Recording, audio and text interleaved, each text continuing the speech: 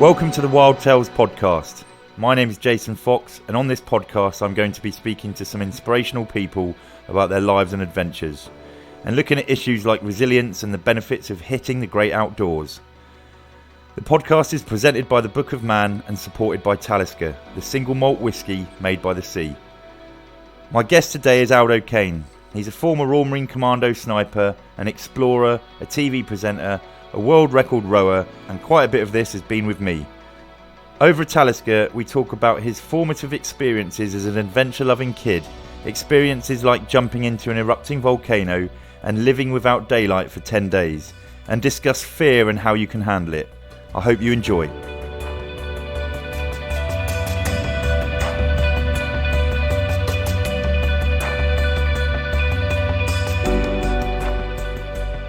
Right, okay, so mate, it feels a bit weird being sat opposite your best mate with a microphone plonked in front of us both, but this is the podcast and I don't know, it's just weird, isn't it?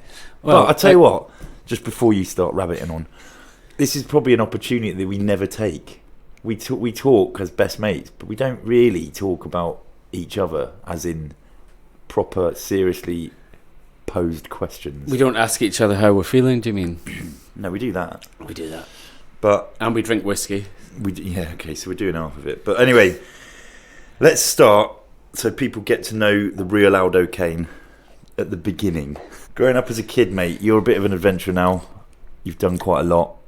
Have you always had that adventurous streak? I grew up in, you know my family. I grew up in Ayrshire, co-winning with my twin brother, who was in the Marines with us.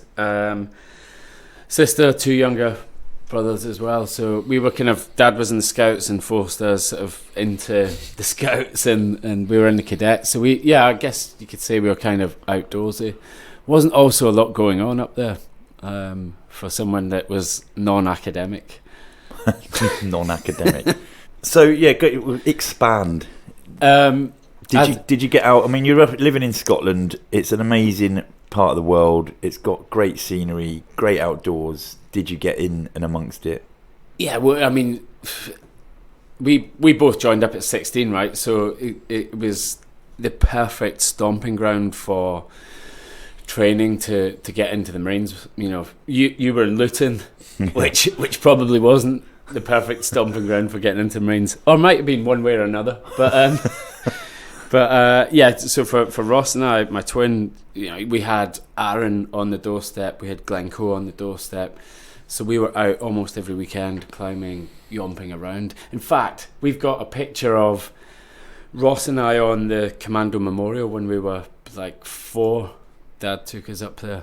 So really? It's always been... How old's the Commando Memorial? I thought it was new. No, I mean it's obviously older than 41 years. But yeah, so I've as a stomping ground, Scotland is as a proving ground as well for then doing something like joining the Corps at a young age. It's quite good, and you grow up kind of resilient, don't you? You're in the outdoors. You're not sat in playing computer games, so. I think they didn't exist then. What are you on about? Yeah, fair point. But yeah, I reckon it was a good outdoor sort of education upbringing, and weirdly, all the stuff that I learned in Scouts, in Cadets. I remember when you're going through Limston and they're teaching you about navigation, map reading. I was like, I've got this down already. Not to the extent that I needed to, but you have an idea about. How to navigate and that sort of thing. So, did you have any? I mean, obviously it's me now, but did you have anyone that you looked up to when you were young? Dick. All right. Yeah. No, it's you. I suppose when I was growing up, I was quite. I didn't really do much reading until I left the Corps, until I left the Marines. I was aware of explorers and Shackleton and Scott and these guys that were doing some fairly big stuff. But I think more my people who I looked up to were probably people like my dad, people at the leaders at the Cadets and Scouts, which were close by, humble sort of normal people that are just getting on with some graft. Now obviously now I'm, read a bit more, and I'm starting to read about like Marcus Aurelius and people like that, and the way that they're thinking about the world 2,000 years ago is, it's super pertinent now. So Marcus Aurelius and Jason Fox, really. You're trying to come across as an educated kind of mind. Yeah. I know otherwise. How did you find? I'm interested to talk about this actually, because how did you find recruit training when you first turned up? And I'll tell you how I found it. You join at 16, so you go from being a paper boy to in the Corps. And at 16, you're working with loads of old dudes that are like 30, 26. But at that time, 16, you're sort of like sharing a bed space with a guy who's, could be 24, 25. He's had a career in some other type of job. And so it's daunting. You remember when you go into induction and there's 50 lads in there and it's all open bed spaces. Induction is the first phase of recruit training in the Royal Marines. So where they teach you to sort of like wash your private parts and do press-ups and how to iron bed blocks and all that sort of discipline, basically. But you know, not one after the other. But you know what it's like, and you go in there and it's daunting, isn't it? Yeah. And you're sort of at 16. I look at 16-year-olds now and I think, how did I do it? How did you do it? But again, it's daunting. There's lads who are much older, stronger, fitter, harder than me at that point, and they're proper men at that point. I still felt like I still felt like I was a boy. You still look like a boy. No, but I think the thing with me is that whole thing was a blur. It was like I made it through induction by the skin of my teeth, and I was an absolute bag of shit. Yeah, I couldn't. Bet your old man was Fredders with that. Yeah. No, you can't. I mean, what were you? Because I was absolutely rubbish at my admin, as in like washing clothes, ironing. That's what really, really stung me. Did you find that easy? Because we're, I'm the eldest of 5, or my twin and I. So we got kind of abandoned almost immediately as soon as my sister was born. So we were sort of like having to iron and do all that stuff. So I kind of already felt like I was all right with that stuff. What I did struggle with was probably just like the level of exercise. I certainly didn't feel like my body was ready for that sort of a smashing at 16. And just spending time with 50 men, having come from a background. I'd never spent any time with any other sort of grown men other than my old man, really. Yeah, fair point. Just to inform people of what the fitness was. Initially, when you turn up, you do what they called then, I don't know whether it is now, but it was called IMF, Initial Military Fitness, which is basically Swedish PT. Now, if you watch it, you think that looks easy. You're just like making shapes with your body and then doing the odd press up and a pull up.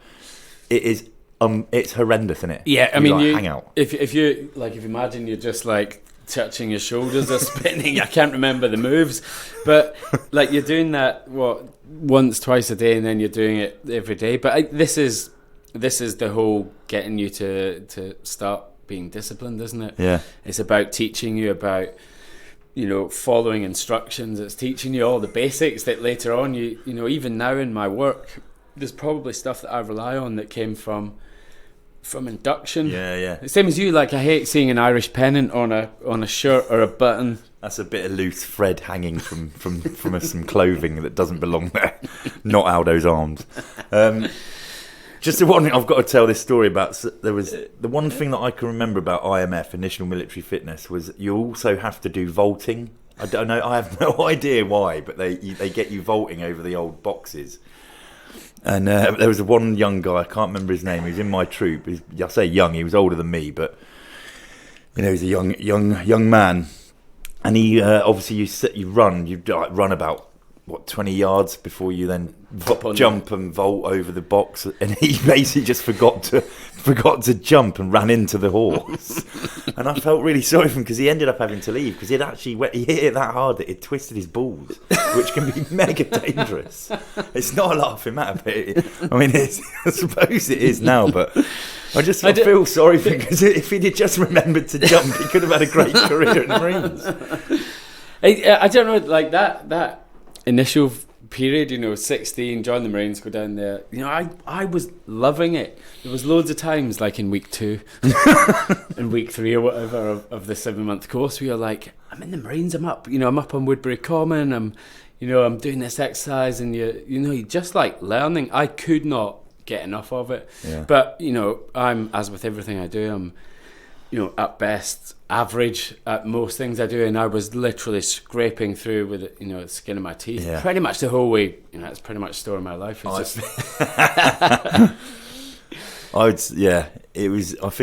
would suggest that's probably the same for most people. I would find it difficult to believe someone who said that they breezed any form of recruit training. And it's just that constant, that recruit training is, you're getting bombarded with learning about stuff. Also, I've moved to England from Scotland pretty much on my own. I was supposed to be joining with Ross, and he then stayed on school to do his like A-levels. Ross is Aldo's twin brother. And so I ended up going down on my own, and I do remember feeling incredibly excited but mega lonely.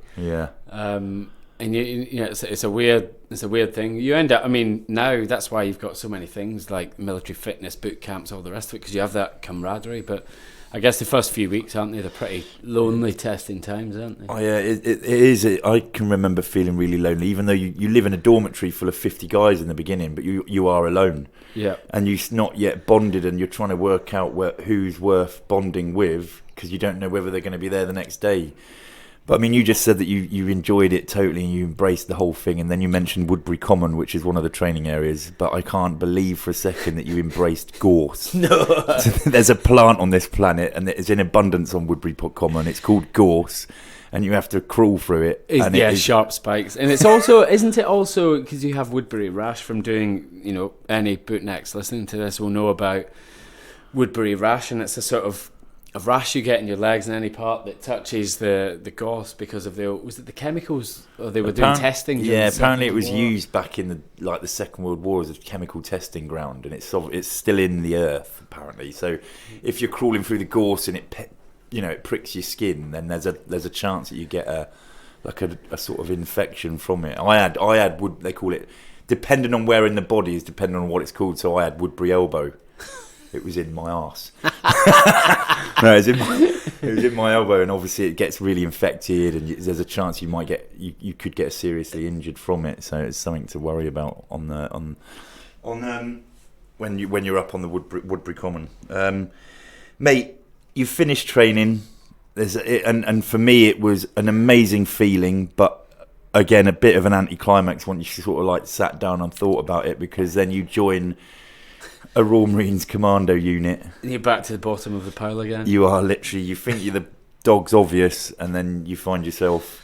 So I tell you a funny story about. So when I passed out, I don't know if I've told you this before. When I passed out, you get drafted 40 Commando. That's where I was heading, and so it's like turn up on Tuesday whenever the draft was, and it's Tuesday. Yeah. Tuesday, yeah. So I turn up, have like a week off or something after passing out. Turn up at 40 Commando, and the guardroom corporal was like, so I turn up there with my bags, and he's like, what's your name? And I'm like, Recruit Kane. Marine Kane. He goes down his list and he's like, it says here you've been given leave. It says here you can, you're on leave, mate. Enjoy. So I was like, bollocks, I've just got all my way up to Taunton spent. I was on, what are you on, about 200 quid a month or something back in the day. So I was like, fine, went back down to the train station, pegged it up to Glasgow, up there that night, next day. Phone call from my Sergeant Major at the time, who was in Alpha Company, and he was like, what the fuck are you doing at home? I was like, I've been sent home. The corporal, I've been told I'm on leave for another week. Anyway, turns out I was in the process of getting nailed for being adrift, AWOL, whatever you want to call it. So what happened? So he just got me on a bite. He just sent me home. So a bite, is for anyone that doesn't know, is a wind up. Yeah, for want of a better. So he just sent me home. So I spent my first 2 days in in the commando unit, in 40 Commando, from coming from the lofty heights of passing, and getting your green lid and all that stuff, was cleaning out a thing called a donkey bath, which is Norton Manor's got this old sort of stately home, and it has a donkey bath, which is basically, as I said, they take the donkey in and wash it, but it's made of these individual stones, and it was full of, I don't know, 50 years worth of leaves and dirt. And so my first 2 days being a Royal Marine Commando was digging out a donkey bath and cleaning in between the stones with a toothbrush. I'd just like to say that was how his career remained. There are some, you get very bored when you're in the Marines, and there's some funny games that you play. I remember one that you told me about was Run Around. That's it's where people get their own possessions will be confiscated, be it a bottle of shower gel or a toothbrush or a boot. And then everyone will gather in the TV room, and the person controlling the game will go shout out an item, and everyone has to go and run and get that item. And the person that hasn't got it, obviously, it's been hidden, and he gets into trouble. Anyway. So we talk about the laughs of first joining the Royal Marine Commando unit, but it is a serious job. Yeah. It does entail you going away to dangerous places. Can you? I mean, that's probably, if I would suggest I'm right in saying that the Marines exposed me to some pretty hairy experiences, or you go to dangerous environments, dangerous countries. Can you tell us a bit about your experiences with that? So I, in the time that I was in, so I didn't go to Afghanistan. So everything that I have seen and done has been pre-Afghanistan. It was Iraq in 2003, operationally, or Northern Ireland back in the day. So I don't have a huge amount of stories and things to pull from on that. But I do remember small incidences where I've just thought, what the hell am I doing? Like, how the hell have I ended up being like this? And or being in this situation? And I then start to realise that after almost 10 years of being in, that's actually why you joined the Marines in the first place. Is you're a soldier. All the stuff you do on the range, pulling the trigger, training, sniper course, everything is about being a soldier. It's about going to war, and it's about fighting. And I suppose up until that point, it didn't really you don't really think about it, do you? Like no. And that first 10 years that we were in was fairly relaxed time, wasn't it? We did like Northern Ireland, and we did a few other bits and bobs, but there was a lot of exercises, there was a lot of training. Yeah. So I think I probably just got out before it all started going. To add to what Aldo's just said, my first 9-10 years in the Marines, I didn't really do anything. I obviously did a lot, but I didn't see any operational. I didn't take part in any operational deployment. I didn't go to Ireland. I didn't go to Kosovo. All those things. And I was like, hang on a minute. It was only by circumstance that I was at a unit that didn't go, and then I'd get drafted, and then that unit wouldn't go somewhere, and I felt like I was missing out to begin with. But I did miss out on a few things. But I think what happens in that, whilst you're still in that process, even though I wasn't doing it for real. I was training all the time, and you're training to be a soldier. You go on exercises, you're getting dirty, you're running down cliffs. You're kind of training resilience. And I think even as a young lad, you are subconsciously in your mind sort of preparing yourself to get amongst some serious stuff. And I think that's why when you end up doing it, it doesn't seem to, you're a bit like, whoa, but then... And also it doesn't seem real at the time, and like I say, I've done next to nothing compared to what the boys have been doing over the last 15 years. But it certainly, and we've been in a few situations since then where I felt the same, like Narcos or whatever, where you just think, how did I end up here? But that, it was a decision I wanted. I joined the Marines at 16, as you did, straight from school, that... I feel slightly strange now thinking back to, did I actually think that you might ever have to be in a situation where you might have to shoot at someone, kill someone, or be shot at and killed? I genuinely don't think it crossed my mind for the first little bit of time. Probably a better way to conduct that career anyway, I'd say. Like ignorant in a way, probably ignorant, where it was more about the opportunities that it could give you out with the fighting bit, which is very different to what people's experiences are now of the last 15 years. Yeah. We've spoken about your childhood, moving into the Marines, whilst in the Marines. Also, whilst we were in the Marines, we became reconnaissance leaders, which means we're experts in reconnaissance. No, whatever. Not reconnaissance. Was that doing that course and being in a reconnaissance troop in the Royal Marines? You're exposed to a lot of mountain work, climbing. You use ropes. Is that did that spark your interest in what essentially the stuff that you do now? So I guess like the stuff I do now is outdoorsy, expedition-y stuff, and really, like, if I'm being totally honest, I can't keep saying that I'm an ex-Marine, an ex-Royal Marine sniper. That was yonks ago. I'll probably get banged out in a pub by someone who's like, mate, get a life. That was 20 years ago. But when you the recce stuff, like recce leader, climbing, cliff assaults, and I was working with people like Bill that who are like uber professional, who, for me, that was like the pinnacle. If you can as a 2-man or a 4-man team lead people in to do a job like that, that appealed to me. Sneaking about, sort of OPs, rope work, climbing. OPs an observation position. Yeah, like all the sort of stealthy stuff, and which ultimately pushed me towards sort of doing the sniper course. And I just thought, like, that to me was Gucci, which Gucci means cool. That was, forget how much terminology we've got rattling around here. It's like a foreign language. But that to me, doing mountain training, that ability to put something really heavy on your back, carry a rifle, and then just go straight up a mountain, and or into technical rope work or cliff assaults or any of that sort of stuff, really did appeal.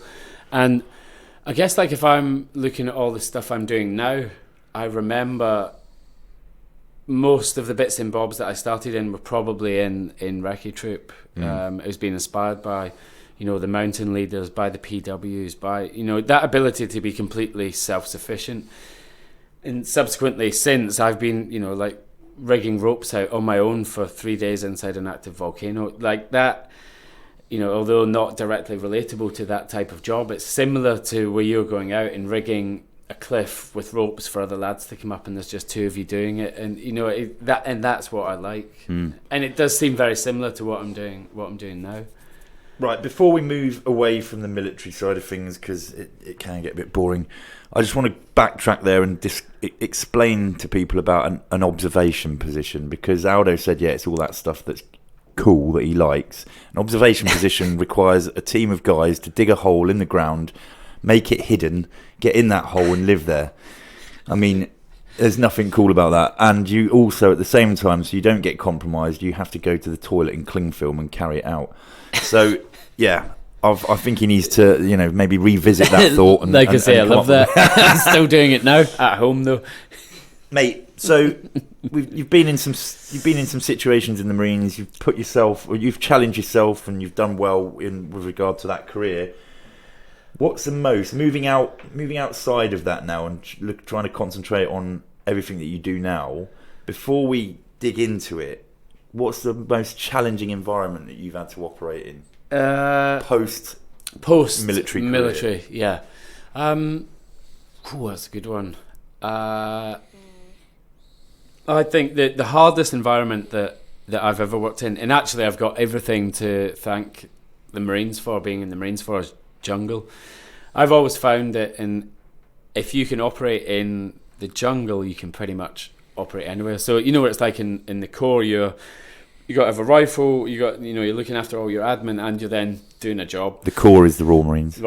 And you've also got to do a job. So galloping crotch fraught, you got to look after that and admin it. You got to look after your feet. There's like so many things that you've got to look after that if you just don't do anything, if you mark time with admin or hygiene, then you're coming out the field, you're getting Kazivac. So I think the jungle is the hardest environment that I've operated in, and everything that you learn in the jungle about you know what it's like. You know where all your kit is exactly in your webbing or in your rucksack. How to put. You can put up your hammock in the dark. You can take it down in the dark. Your admin is just squared. And so I think that's the hardest, and I think it's the one that I prefer the most. Yeah, I'd agree with you there. It's sort of the one that sets the level of what you need to be at to then, if you can do it there, you can do it anywhere. And basically operating and working in any environment, it is about the basic boring stuff done well. Yeah, like washing yourself. And in the jungle, it's so humid, it's so wet that everything starts to rot if you don't look after it. And also you've got every single animal in the jungle is hell-bent on trying to kill you, and that goes for the plants as well. There's just everything just is designed to destroy humans. Yeah, if you're not actively looking out for yourself, then you're going to come unstuck. The interesting thing about that is that it's, you know, in all the situations I've been in, it's never a big thing that happens that gets someone taken out of the jungle, for example. It's all the collections of little things, not changing socks, not sticking rigidly to wet-dry routine, getting all their kit wet on day one, by not doing the small bits of basics, you end up with someone that's eventually going to be a liability, you know, on the expedition or, you know, on the patrol, I guess. Exactly. My thoughts, exactly. What he said. Right, what he said, yeah. We've done a lot of stuff together outside of our relationship. Outside of our relationship. We've done a lot of stuff together. However, we're now going to start talking about, we did row the Atlantic. We set the world record for the first team to row from mainland Europe to mainland South America. Let's talk about that. From our perspective, so we were a 4-man team, weren't we, at the start? Matt and Ross and whatever sort of at that time we were just going to do the Talisker row. Cha-ching. We were going to do the Talisker row, and they didn't have a category for 5, so we started talking to you about, should we get you involved in, because at that time, I mean, you were needing out and needing space and clear your head, weren't you? So we were kind of like, right, we'll get the 5 of us in this boat, even though none of us had done any rowing. You had definitely done the most out of everyone. Rowing? Well, just being on the water, really. Right. Floating.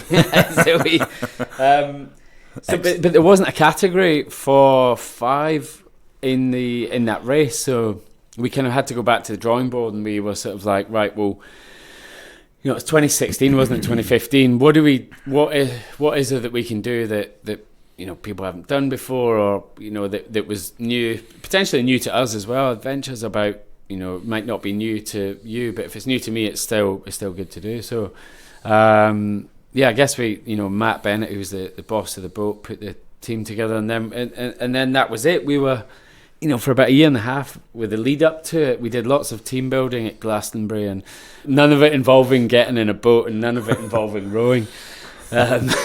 So by the time it sort of came round, I had been putting it off and I had been so busy on expedition and sort of working that I hadn't actually been in the boat.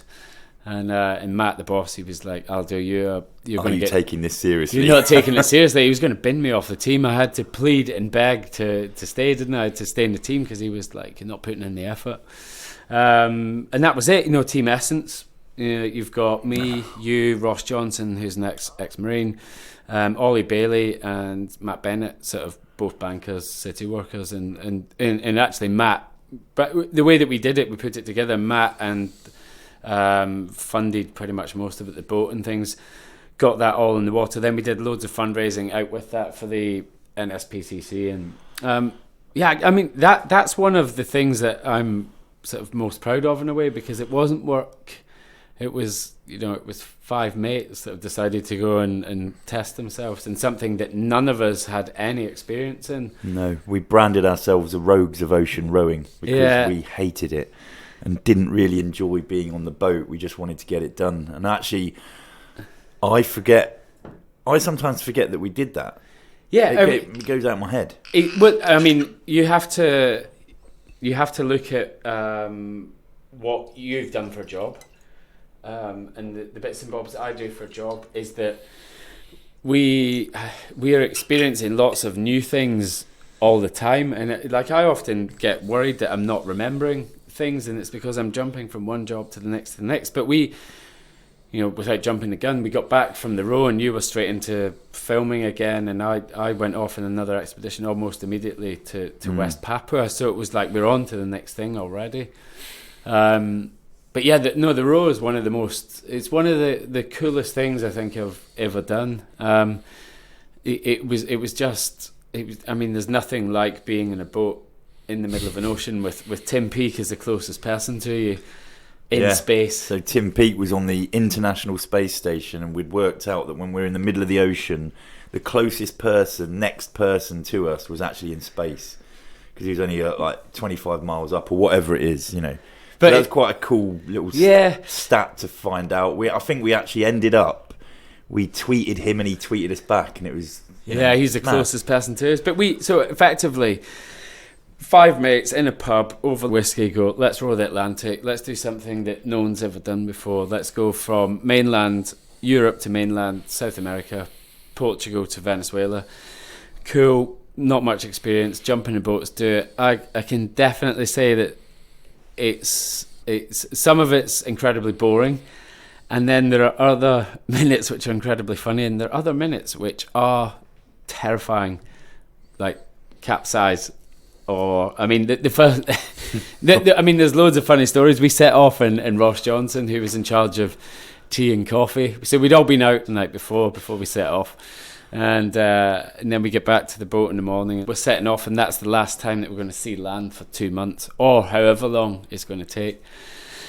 And so you're rowing out, aren't you? And then it gets dark, and everyone's wide-eyed, and we're going to be on the boat for the first time at night, and then it was like, what was it? You tell it best. Where it was sort of like everyone's needing a. So basically, we've literally it's starting to get dark now. The adrenaline of leaving Portugal, Lagos in Portugal, is sort of dying off, and it's sort of about time we should be getting into a routine. And the routine for each individual was 2 hours on, 2 hours off. That was it. That was our routine: 2 hours rowing, 2 hours sleeping, 2 hours, and so on. Anyway, obviously, like Aldo just said, we had responsibilities prior to leaving, and Ross's was tea, coffee. We call it a tea boat or a coffee boat, whatever you want to, drinks. He's responsible for getting together a pack for drinks for the duration. Anyway, as the sun's setting and we're just losing sight of land, it was a group decision. Right, let's get the hot wets on. Let's get the hot drinks on. Ross Johnson went white and sort of went back into his cabin, scurried around for a little bit because we had 2 cabins that we all shared.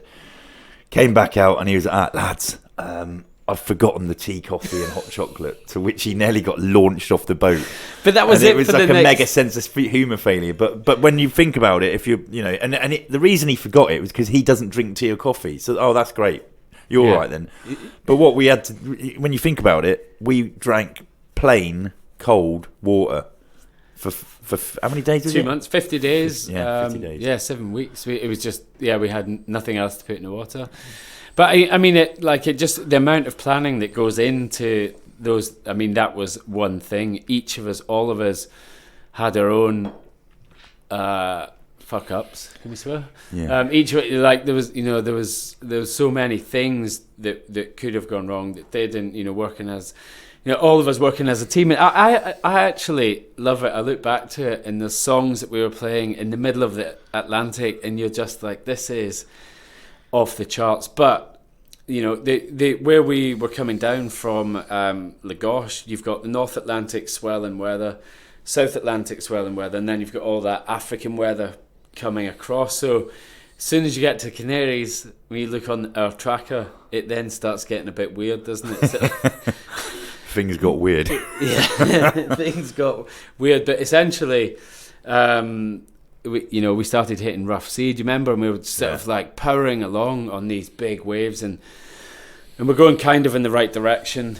And it was, that force of the sea. It was unbelievable. Yeah, that it's, with that wind and it's scary. It was petrifying at times. You'd be in, it would be bright blue skies, but the seas, it's windy, so the seas have whipped up. And I'm saying, you'd see waves everywhere. Just its own body of water moving either side of you, and you'd see a wave break, and it was like the size of two houses. And I remember having the discussion. Do you remember where we were at?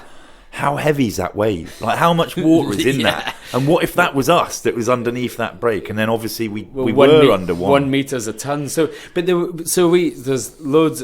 Basically, it's also similar to being at war. There's like 90% doing nothing, sat on your arse, and 10% being terrified at your wit's end and not knowing what's going to happen next, and everything that you planned for, because Foxy was late to the party, we got rid of we basically got rid of all of our safety kit to get Foxy's food in for the full trip, because we didn't know how long it was going to take. So we're like, Foxy's a big lad, he's probably double duffing every week. So we got rid of all that safety kit. And so the first bit, if I remember the chronology of it, the first bit we have a bit of a rough time, and we chuck out para anchor, and we get that out, and we spend 2 or 3 days. The para anchor is like an anchor that's basically a parachute, and it catches water. So it's tied to the boat, it fills with water, and it acts like an anchor. It keeps you on station in a position. Now, you will drift. Yeah. You will drift because it's not secured to anything, but it keeps you in an area. Yeah. And so the first thing, like, I suppose Foxy and I probably had the most experience of being on expeditions and sorting stuff out. So we got the para anchor out, and then so you effectively like a cork just bobbing around in this fairly big sea, which was weird and quite scary. I'm basically, Foxy and I are spooning each other for 2 days, 2 nights with nothing to do. It got quite lonely. No, no. But so that was like the first thing where I was just like, we're a long way from home. There's no rescue. There could be rescue, but it's not going to be anytime soon. And that big sea at that time was when that other boat went over, and I think they lost. Someone died. Someone died. Yeah, we were in the vicinity of that. Actually, there was a separate group that had disappeared. Not disappeared, but they'd set off from the Canaries. So we were in the vicinity of the Canaries, and this system came in, and then we got wind that they'd actually lost someone overboard and was never retrieved. So it was, there was a few times when we were laid in that cabin, spooning. Nothing weird happened, I'd just like to add. There was a couple of times when I was like, maybe we've bitten off a little bit more than we can chew here, and I don't know whether we might not get home. And anyway, the row's the row. Before we come off that subject, I just want you to, from your point of view, there's 2 stories I want you to talk about. One of them, the first one, is about my incident where I got angry. You know what I'm on about. Explain to people. The shoes. And me. Yeah. Go on, explain so that. we basically, that story's out there. We got capsized. So I'm doing the shoes right, and then yeah. So basically, we get capsized, and it's genuinely pretty bloody scary. Boat goes over, loads of stuff. It's at night, can't see anything. My shoes and bits and bobs, I lose them. And just quickly, so like Aldo wasn't the first to lose his shoes. I think Ollie Bailey lost his trainers. So did Matt Bennett. And so when Aldo lost his, there was only 2 people left with their trainers, and it was a big deal. And it was big deal. Bear in mind, we had 4,500 miles to still row at that point. And people might be thinking, well, you don't need your shoes. You're rowing it. You put your feet. If you've ever been on an erg rower, this is the old rowing machine in the gym. If you don't have shoes on, those straps, it's exactly the same footholds that you have. Those straps hurt. Yeah, they rip your feet to bits. Feet to shreds. Anyway, so obviously Aldo loses his trainers. There's only 2 of us left that have trainers. So Ross Johnson decides that he's going to keep his trainers firmly on his feet for the next 50 days. Like he doesn't take them off. At all. So we were actually worried about the time he did take them off, what it would be like. But anyway, that's a separate. That's a podcast on itself. He didn't want to look at them because he didn't know how bad they were. So anyway, Foxy and I are sharing the cabin, and like we're kind of like, we've known each other for so long. We're like an old married couple, squabbling, bickering, but still sorting each other's admin out. Foxy comes off shift or whatever. I'm getting his toothbrush ready, and he's got toilet paper ready for me, and basically looking out for each other. But Then so Foxy's got his admin. He's got his trainers, and he's got this carabiner on the back on the back of his shoes, holding them together. Foxy and I coming on shift together. So he's holding his trainers carabiner together in his hand, and he's walking down, and there's these rails that run down the side that Foxy was holding on to, and this big wave basically came into him, and he sort of pulled this he pulled this sort of cable back, and then fired his shoes into the Atlantic on the biggest catapult that you've ever seen. Both shoes joined together, spinning round, unlike mine, which were, they're going to end up on two separate beaches. Foxy's were together, landed in the water. And I tell you what, I've known them for a long time and will happily take the piss out of them at any point.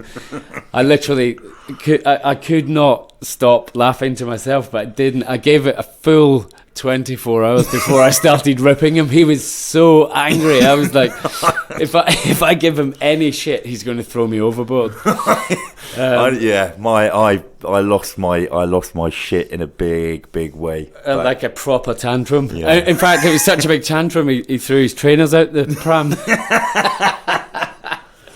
And quickly, before we move off the road, probably the worst thing you had to do. What was it? There was lots.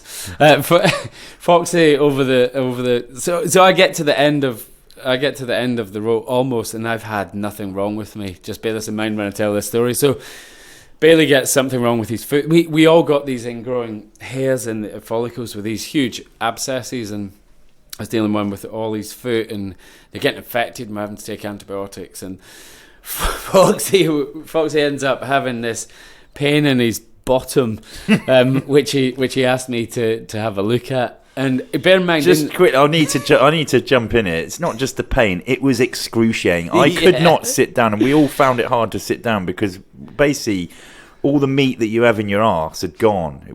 Your body had consumed that for energy. And we all looked like we had the arses of frogs. They looked. You just sat on the long bones, aren't you? Yeah, and you just sat on your bone, and it's like it got to the point where we were fashioning like they looked like the old piles cushions that people would need to use. Space pretzel. And we were making them out of old T-shirts and black masking tape. And if someone had fashioned a decent one, the others would try and nick it off him. It becomes very tribal, doesn't it? You're like, that's my sheepskin. I went to sit down one day on the rowing seat to get into position, and I literally nearly launched myself back up into space. It was horrific. The pain was unbearable, and I was like, mate, you're going to have a look at this. So I then lie on my side. Bear in mind, I get into like a fetal position on my side, and then with one hand I pull my cheeks apart. And bear in mind, the cabin is just enough to get Foxy in it, and me, if I'm like spooning him or vice versa, it's just big enough to get that. So the furthest I could get away from Foxy's cracking his arse was probably about 6 inches. Bear in mind, we're in big sea, and he's lying on his side, sort of pulling his arse apart. And my face and my nose is like about this far away from his backside. And it turns out that Foxy's got one of these ingrowing hairs right next to his bottom hole. Hoop. Right next to his hoop. He's got this like massive ingrowing boil from the hair, which we were all getting at that point. And ultimately that I spent the next sort of like week or so lancing this thing, getting rid of all the pus out of it, dressing it twice a day. Yeah, morning and night. Yeah, 3 days in, Foxy was wanting more of it. But the row is one of those things that looking back, like, I loved it. It was hard graft. There's nothing harder than get only the longest amount of time asleep you'll have in 24 hours.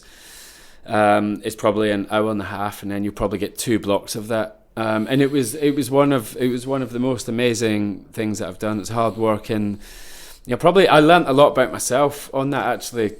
Considering I was probably 38 when I did it, and learning new things about me, and like temper, anger issues. Like there's all that sort of stuff.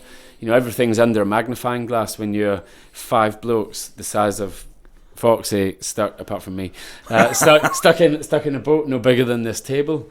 But yeah, we did it 50 days, 10 hours, and we are in the. I'm going to say this because I'm proud of it. We're in the Guinness Book of Records, and we'll never leave that because we set that record. Yeah. So there we go. Bosh. Away from the Atlantic, mate. It is all really about you. You've forged an amazing career in TV, predominantly doing safety, and you've had my back on the Inside the Real Narcos. Yeah. We worked together on that for, well, a long time, but the shoot probably was, all up, 3 months. Yep. Can you describe the sort of things that you do with the film crews and what sort of exciting, weird scrapes you've been in? I mean, you've worked with Steve Backshall on some awesome TV. Yeah. I've been lucky enough to have you on the Narcos shoot. It feels like, I mean, it's probably the best job in the world for me. It's, if you'd spoken to me when I was 16 and said, this is what I'll be doing, that's exactly what I wanted to be doing. I didn't know it was television, but it's like boys' own adventure. Flying around the world, going off and jumping into volcanoes or, into jungles. Or just like proper Commando comic magazines, that sort of stuff. But like for as much as you're in front of camera and you've done your time behind camera as well with the diving Captain Kidd stuff that we did, and for as much as you're on camera now and some of the on-camera stuff that Steve and I do on expeditions, there is a huge amount of work that goes on in the background. It's the production companies, it's the camera guys, it's the sound guys, it's the tech guys. And you look at, Steve and I have done 10 expeditions. They're here now, working hard. Yeah. Steve and I have done 12 expeditions in the last couple of years to the most remote, far-flung corners on the planet. And Steve's doing his thing and I'm sort of looking after the crew, making sure they're safe. But you've got like a camera guy who's shooting, and the producers, everyone's shooting, recording, film, and when we finish our day, they're just starting because they got to do all the data downloads. They've got to be making sure all their cards are clean for the next day's shooting. And they're doing it, they're not doing it sort of sat in a hotel room. They're in a jungle, they're in a cave, they're up a tree, they're in some of the, the sort of the most remote places on Earth. What's that sound? That's a bottle of water. And so my job really it has always been in television is looking after film crews from a technical level of whether it's diving, whether it's ropes, climbing, safety, and it's the same as you guys. When you're working, you're not paying attention, obviously. Mark, who's essentially our supervisor boss, is on his phone, not giving two shits about what we're talking about. But the crew, like in Narcos, so Fox and I would go down and we're in South America, Colombia, Peru, and Mexico, and you're filming and interviewing some pretty heavy characters that are involved in drugs, cartels, hitmen, and essentially what the crew are there filming as well, and their heads they're separated because the head's in the camera or in the sound gear or in the story, so they're not really paying attention. They lose their situational awareness, don't they? That's exactly it. Yeah. So really, I mean, my job is just a glorified sort of backhander and looking after it, just making sure all the pieces sort of fall into place, and it's just that. It's that step back situational awareness, isn't it? And so that can be anywhere from expeditions with Steve Backshall or working with Ed Stafford out in the mangrove swamps or yourself and doing the sort of Narcos stuff. I mean, it's varied and amazing working out. I do feel super lucky to be doing it. On just a little story from Narcos, Inside the Real Narcos. Me and Aldo have known each other a long time. We get on, and there's very rarely been any times where we've fallen out, to be fair, if I'm honest. Even being on that boat, when Aldo, he's a Scotsman, he doesn't like the sun. He used to lose his shit sometimes when it got too hot. But on the real Inside the Real Narcos, we did have a little mini falling out, didn't we? Just prior to a very sketchy situation. We'd already been out to Acapulco, and we'd been out. I mean, it's a dire situation to even be, to be, I suppose, not joking about. But it shows you the level that we were at, and we were fairly wrung out through that whole Narcos thing, Inside the Real Narcos, and Foxy and I are working together. We've got a camera and a director there, but it's still just us on the ground. There's no cavalry. There's no one coming in to save you when it all goes tits up. And and we had a bit of a little bit of a falling out. We'd been working up in the sort of, it wasn't in the morgue, wasn't it, in the forensics department. And we had a bit of a falling out. We fell out over a bloody cigarette. We don't smoke, but when you're in stressful situations, we were like, right, we're having a cigarette, and I can't remember exactly what it was about, but we fell out. I can't remember. It was either there was none left. He had it, or I had it. I can't remember what it was. Anyway, so we got called out to this situation where there's basically a guy getting sort of emptied out a bag. I mean, it was a narco. It was horrific, yeah. Yeah, but anyway, I think what Foxy was getting at there is, like, when you're that much mates and you have that sense of humour. I mean, that kind of all just paled into insignificance because I was pissed off with him or he was pissed off with me, and I was actually trying to like get through the tension between us because we'd fallen out. We'd had a little bit of a sort of we'd argued with each other, and then there was this horrific situation unfolding, and I turned around trying to talk to Aldo, and he was literally just ignoring me, point blank, looking away over his shoulder. not helping, refusing to talk, and I was like, I'm on my own. Yeah. Anyway, that's my job is about people. My job is always about people. It's about forging relationships. It's about everything that we, in the military, you learn a lot about, having force behind you, using weapons. We go into sort of narco land, we do all the stuff that we do, and where you're dealing with nature, rhinos. When we were sort of charged down in South Africa doing the Veterans for Wildlife stuff, you then enter into this completely different skill set, which I'm still learning about, is about talking your way out of trouble as opposed to using force, and interpersonal skills and emotional intelligence and all this other, I guess, buzzwords, isn't it? Yeah. That make a difference. Not that emotional intelligence did us any favours with that rhino that charged us, where my arse fell out, literally. Right, staying on the subject of crazy stuff, erupting volcanoes. You seem to have carved yourself a niche here now. But if I'm honest, because you are the go-to jump in a volcano guy. If someone wants to film a load of lava, they phone you up, don't they? Yeah, well, I don't know. It was actually the first job that I ever did in television, and I was asked by a friend who ran a safety company if I could get them into.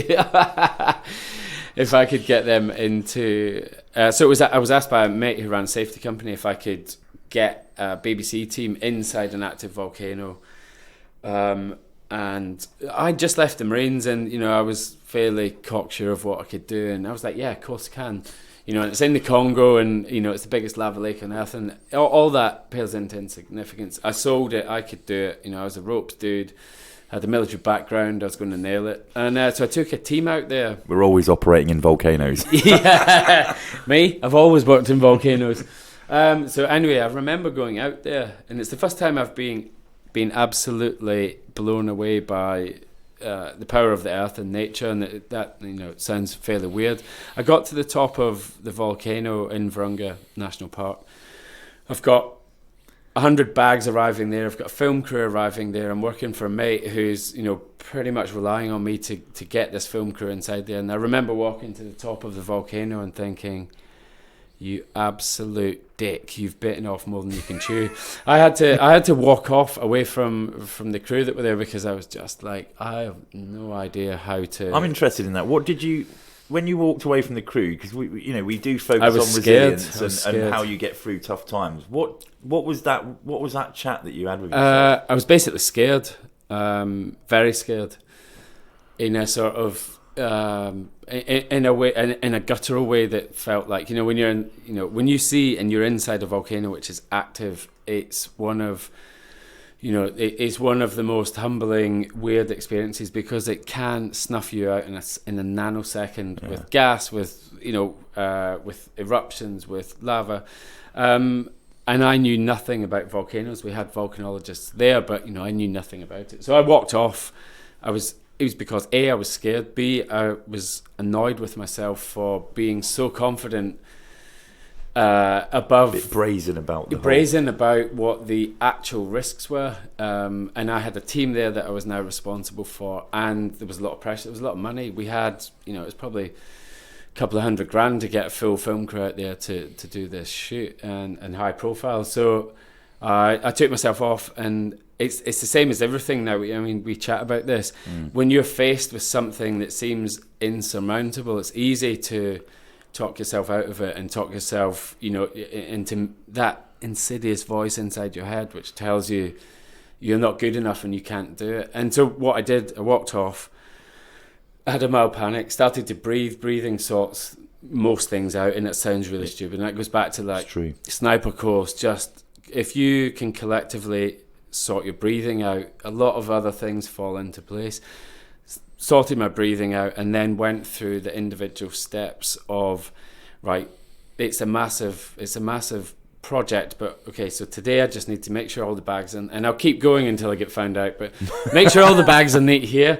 Tomorrow I'll abseil down a bit, and I'll get the feel of it, and then so you break that massive goal down into manageable chunks, and then that confidence comes back once you can start to do little bit. But I tell you, man, I got to the top of that, and I was scared, annoyed at myself, and angry at myself for sort of feeling like I could do it. But mate, that's the first time we've properly spoken about that. I know we talk about stuff, and but that's a great story.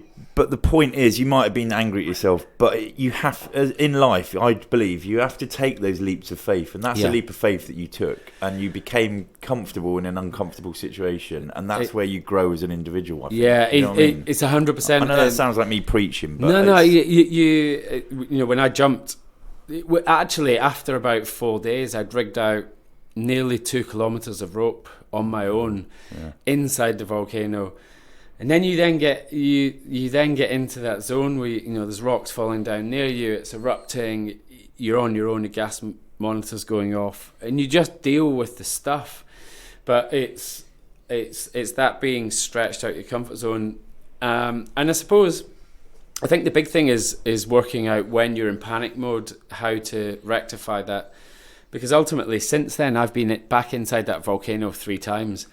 We've done it safely every time. We've not even had a twisted ankle, and it erupted when we were inside there once. We've done a lot of man hours and shifting kit inside there. But yeah, it was a complete wind your neck in, Aldo, and make sure you focus back in on the basics, which is pretty much what I have to do all the time on jobs is basics. If you do the basics right, then everything else falls into place. Yeah. Moving away from the excitement of volcanoes, I think the best thing to do now is talk to you about something that we've joked about in the past since you've done it. Is not as dangerous, but is just as interesting, is when you were tasked, I think, again by the BBC, to scurry away into a bunker for 10 days with no daylight. Yeah, it was a BBC Horizon doc. And this was a no-brainer for me. Basically, the things we joke about, I was like, I'll tell you what he's going to do, and we can't talk about that. I can easily whittle away 10 days. It was a BBC Horizon doc on circadian rhythms, sleep patterns, jet lag, how that affects people. And I didn't...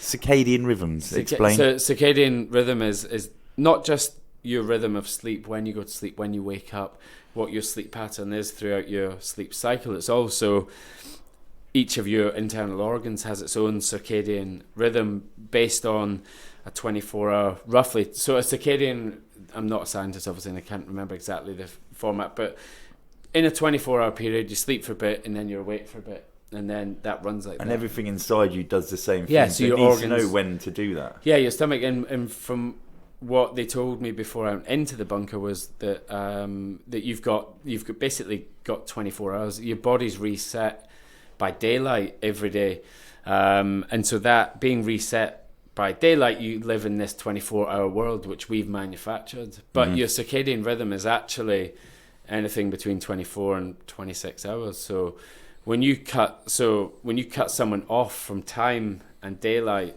and they're in the darkness, they then go into, I guess, like free fall.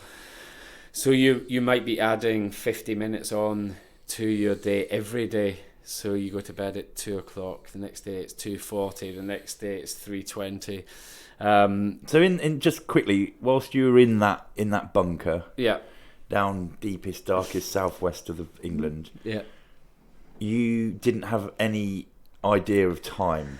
You didn't No. have a stopwatch. You didn't. No. So you couldn't So at they least say, right, I'm going to do a 20-minute workout. No. You didn't really know. You never. So this is the interesting thing. Like some of the stuff that I've taken away from it have genuinely helped me, which is weird. And, everyone should do time in a bunker.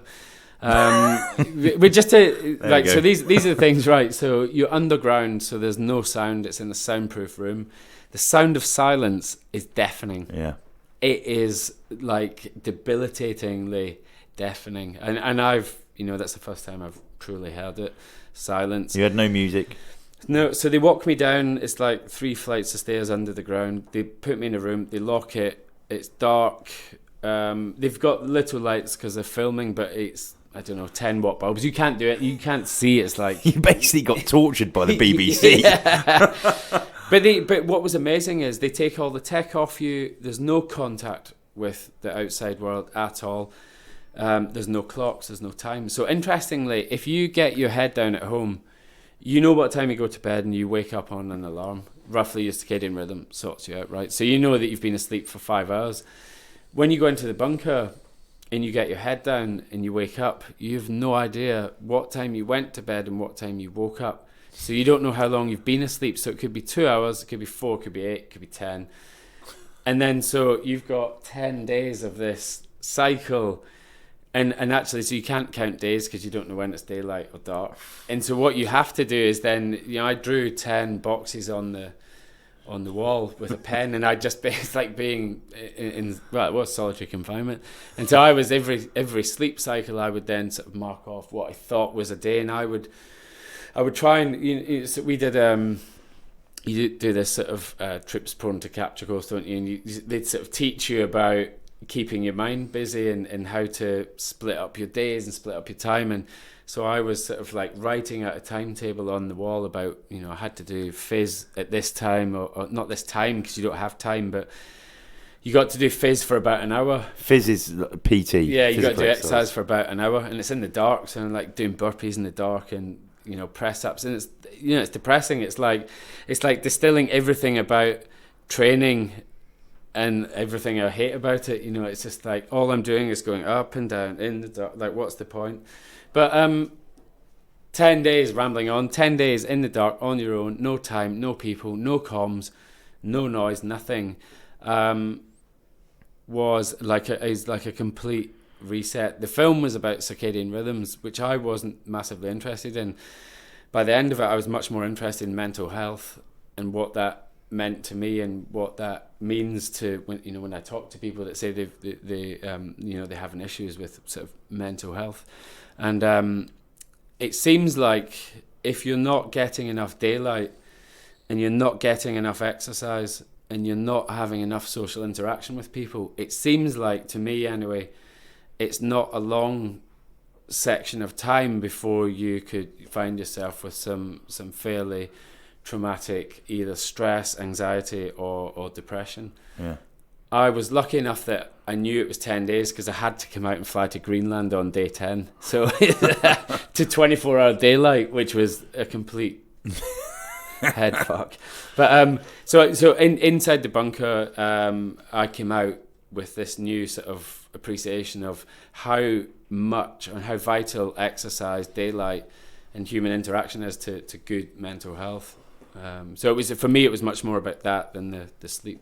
It was fascinating when he told me he was doing it. I was like, literally, what the fuck? And then actually, if he thinks he was sort of like, I get annoyed if I send Aldo a text message or a WhatsApp and he doesn't reply reasonably quickly. Yeah. And then that was probably for me a longer 10 days than it was for him, because I was like, I can't pester him. It's like the funny part of it was I was in there, no relationship to time whatsoever.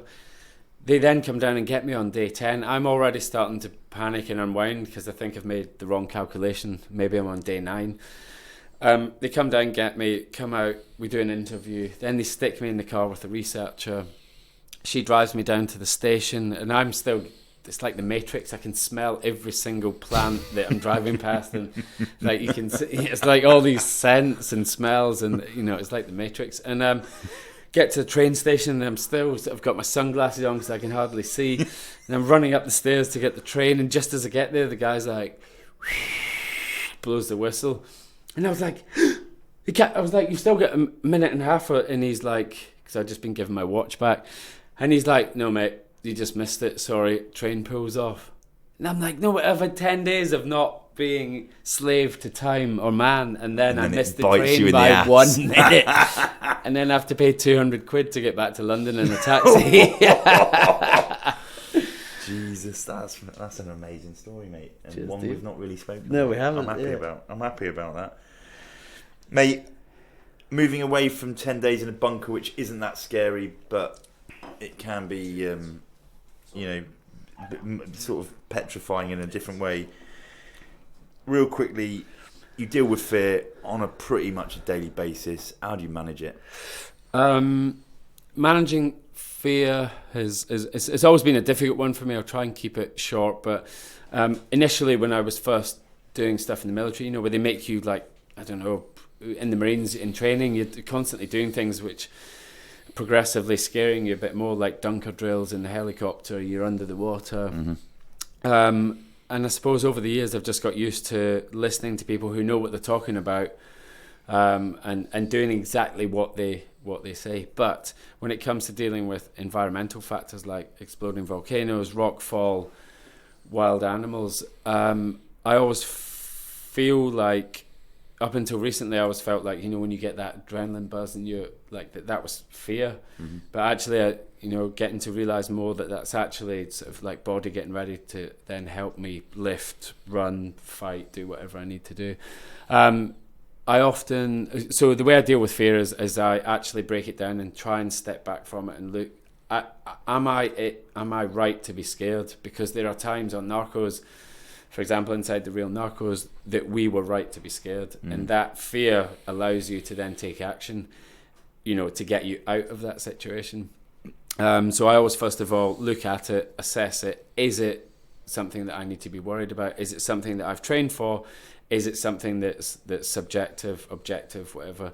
And then it's my job to mitigate as many of these risks as possible. So once I've sorted as many of the risks out as I can, then the rest of it potentially is down to luck, training, and keeping your shit wired when everyone else is losing theirs round about you. And if you are genuinely scared, just find a job to do. Find someone else that you can focus your attention on and sort them out, and then that takes your mind off it. Sweet. Happy days. Basically use fear to focus. Yeah. Lastly, mate, always ask a question at the end. What works for you in terms of looking after yourself mentally and physically? What do you do? Yeah, cool. So basically my job is all about me being functionally fit. Don't need abs, don't need big arms, don't need as much as I'd like them.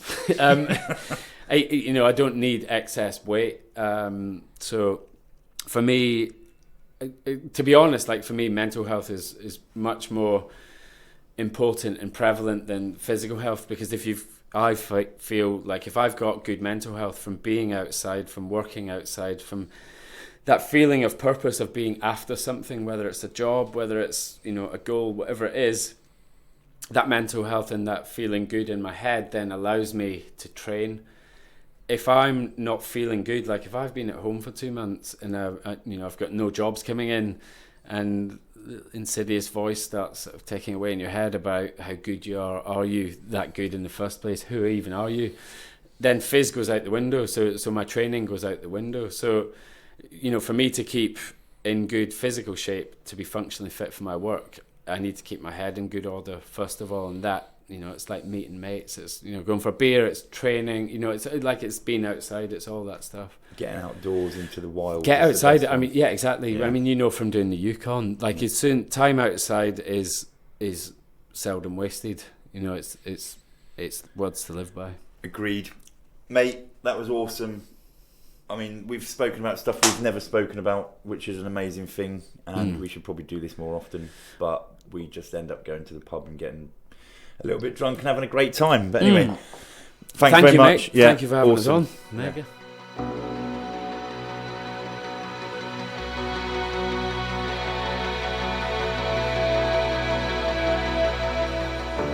Thanks very much to Aldo, and I hope you enjoyed the chat. Really appreciate you listening, and don't forget to subscribe to the podcast and follow me and the Book of Man for the latest news. Thanks to Talisker for sponsoring, and make sure you follow them too. Cheers.